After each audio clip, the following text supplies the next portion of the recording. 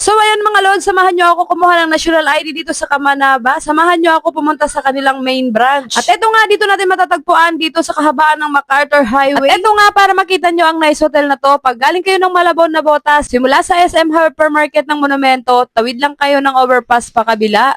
At itong mga sasakyan na nakikita mo ay papunta ng Valenzuela. Sa left side naman ay papuntang Monumento. So ito na nga, nakita na natin ang nice hotel. Diyan sa taas, 4th floor, pwede kayong gumamit ng elevator o hagdan. So ito na nga, umakyat na kami ng taas. Gumamit pala kami ng elevator dyan. Kung mapapansin nyo dito sa may gilid ng pader, may nakalagay na PSA, yung National ID. Pag nasa taas na kayo, ay ang bubungad niya sa inyo itong PSA in CR4 Kamanaba. Pero National ID ang kukunin namin, kaya dumaretso pa kami sa dulo. Sinamahan ko pala yung pamangkin ko dito dahil wala pa siyang National ID. Ginawan ko na rin pala ito ng video dahil ang dami nagtatanong, hindi pa alam kung nasaan yung branch nila. Tulad sa amin, kung saan-saan muna kami nakarating, nagtanong-tanong, bago kami makarating dito. Medyo mahaba-haba nga nakarin dito at sa wakas narating din namin. Pagpasok nyo nga sa loob, ay hanapan kayo ng PSA birth certificate.